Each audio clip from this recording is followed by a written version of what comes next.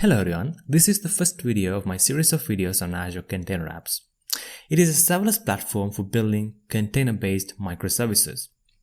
When you hear that definition, there can be a lot of other services that comes into your mind like Kubernetes and Azure Service Fabric. So is there a difference between Azure Container Apps and these existing container orchestrators? There's a big difference because usually configuring and running your applications on these typical container orchestrators is a really complex process. I consider you a genius if you can run a Kubernetes application without going through the docs, because you have to remember a lot of these APIs and a lot of complex stuff as well. Because Kubernetes is there for building these data center level applications, and we don't need that complexity to build applications. This service is built on Kubernetes. Azure Container Apps, it is built on Kubernetes and based on many other open source technologies like Dapper as well for building microservices. With this service, you can easily build Kubernetes-style apps and microservices with features like service discovery and traffic splitting, and Azure Container Apps doesn't provide direct access to these underlying Kubernetes APIs. And it's not a bad thing because we don't need that level of access. Even though Azure Container Apps hide that access, it gives you the power of best practices. It already implements some of the best practices for building microservice applications. And the best thing about this service is that it is a fully serverless service. I love serverless services because you don't have to pay anything at all if you're not using the service, just like Azure Functions. And in addition to all that, there are a lot of other services supported by Container Apps, like Kubernetes event-driven autoscaling and running microservices built with Dapper, built on top of Dapper, and HTTP ingressors, just like in Kubernetes, and the support for public and private container registries. And there are a lot of other patterns implemented already as well, like container revisions and traffic splitting between these revisions. And when you want your microservices talk to each other, you can have service discovery. In addition to those microservices, your application can talk to other Azure services deployed in a virtual network like virtual machines, because we have VNet integration as well. And we have secrets for storing your confidential data like connection strings, just like in Kubernetes or any other container orchestrator. And we have a tight integration with log analytics for observability. So what are the kind of apps that we can build with Azure Container Apps? You can build, any kind of application you want, but they highlight these 4 types to show you the power that it has. You can build public HTTP applications, and you can have revisions, and you can have these blue-green deployments, like 80% of your traffic goes into the older version and 20% of your traffic will go to the newer version to test your applications. And we can have background processing applications, like let's say you're building an application like Netflix. You have to charge your users, you have to deduct from your users credit cards at the end of the month. Background processing does that. And we can have event-driven synchronous processes running, and we can build microservices. And if you look here, I've got this image from Azure documentation, by the way. For scaling HTTP based workloads, they have concurrent HTTP request count based scaling mechanism. And for scaling background processing services, they have this CPU and memory based scaling. And we have event based and the number of messages in the queue based scaling as well.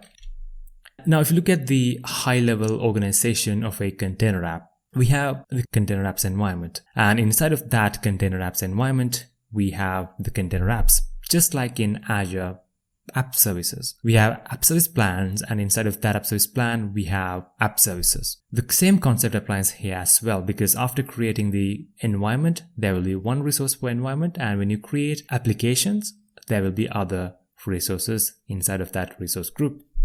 And you can think of each of these container apps as a microservice, because you can scale each of these microservices independently, you can deploy independently, and these microservices, these container apps, they can talk to each other. Container Apps provides the platform for doing that as well. Now, if you look at the pricing, this is similar to Azure Functions. Basically, you're paying only for what you use, and you're getting some free usage time as well for each month. As you can see, you're getting some free vCPU cycles and free memory and 2 million requests each month for free.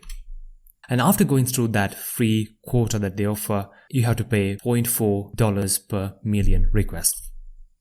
Now, there are some limitations as well that you should be aware of.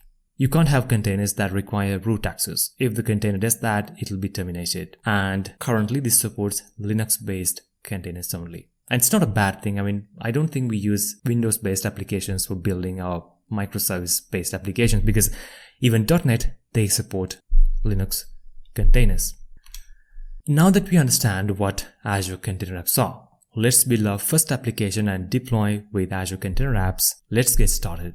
Alright, now I'm in my Azure portal. As you can see, I have created a resource group already. Now I'm going to click on Create to create our Container Apps service. Now if you search for Container Apps, there will be this option here and it is still in preview. Let me click Create. The resource group has already been selected. And here we can provide the name for the application. And in this series of videos, we are building a simple microservices application on Container Apps, and it is going to be a simple to-do application. So I'm going to call this one to-do frontend. This is the name of my container application, and this is not a globally unique name that you usually provide in other Azure services like app services, because after creating this application, there will be a separate URL, a generated URL attached to this service. Now the next thing is, just like creating an Azure app service, we need to create a container apps environment as well. Now I don't have any container apps environments created. Now let me click on create new. We can specify the region. Now if you look here, we only have 6 regions here because the service is still in preview. Now let me provide a name here as well. I'm going to call this to-do app env. And in addition to the name and the region, we have 2 other tabs as well. Now if I go into monitoring tab, we can specify a log analytics workspace. For observability, because when you're building microservices applications, it is really important that we have observability because we have a lot of services running. We need to have logs, and that is why we have integrated log analytics here. Now if I click on create new, we can provide a name as well. Let me call this one to-do app logs. Alright, and the location, it is going to be East US region.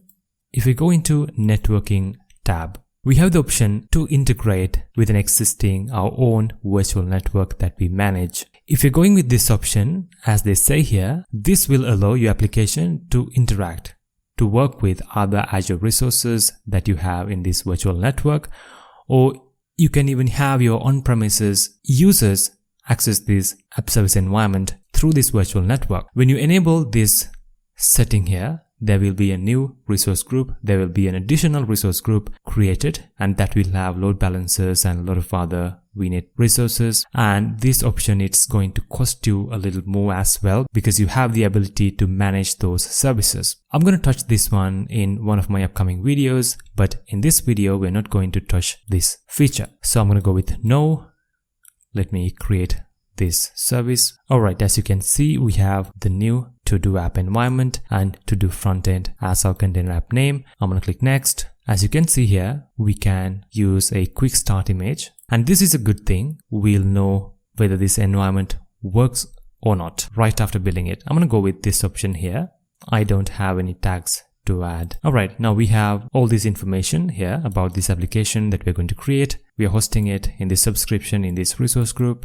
And we have some information about the Container Apps environment. It is in East US region and the app's environment name is this.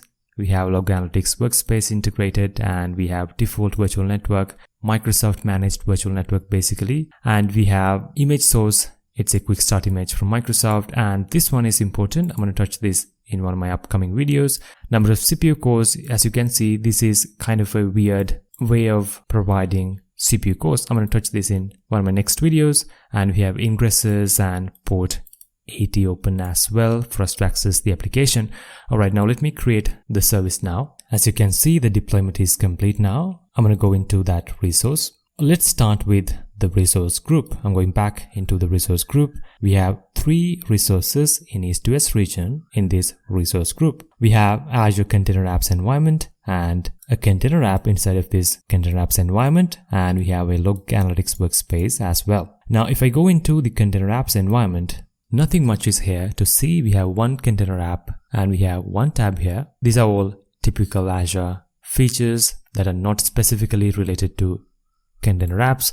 Now if I go into apps section, now we have our first container deployed inside of this service. Now if I go into that container app, these are all typical Azure information, and we have the application URL, and this one is a little important, the format of it, and we have the environment and the log analytics workspace as well.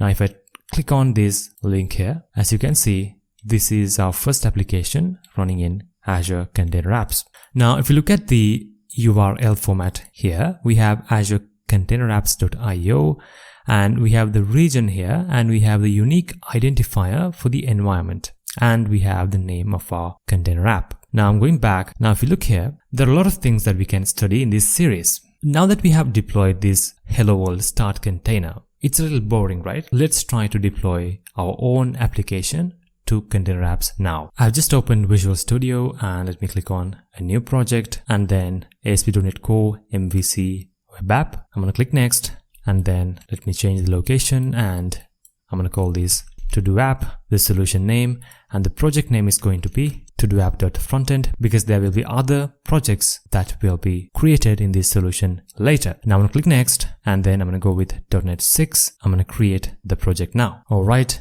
our app is in place now. We have the controllers and views. Now if we go into the index page, the first application, we have the welcome page here. I'm going to change this so that it looks like a to-do application a little bit. Now I have added this code here. Alright, now I'm going into the home controller.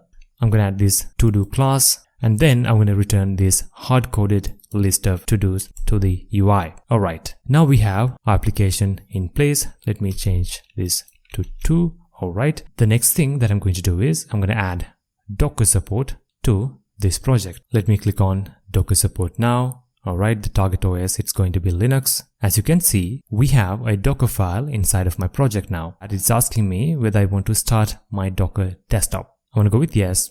As you can see here, my Docker desktop environment is starting now.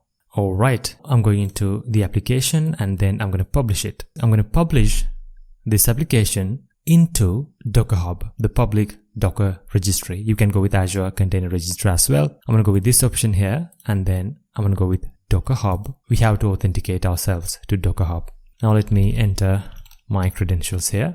Alright, now I'm going to click on publish. As you can see, the image is being pushed. Alright, the publish is a success. And now if you go into Docker Hub, we'll be able to see the image that we have pushed. Now I'm going back to Azure Portal. Now we have this to-do front-end container app already, and it is the Hello World application that we have published when we created the service. Now I don't want this service anymore because I'm going to publish my to-do front-end, my actual to-do front-end. I want to delete this container app now. As you can see here, we can delete the container apps environment as well with this to-do front-end. I'm not going to do that now. What I'm going to do is I'm just going to delete to-do front-end. Alright, as you can see here, we have deleted the container app, to-do front-end. Going back again, and then I'm going to search for container apps. I'm going to create this service. For this name, I'm going to go with to-do front-end and the same apps environment. I'm going to go next. I'm not going to use the quick start image this time. I'm going to name this to-do front-end. The image source, it's not going to be Azure Container Registry. It's going to be Docker Hub, and the image type is public. And now let's add the image name here. Alright, I don't have any command overrides.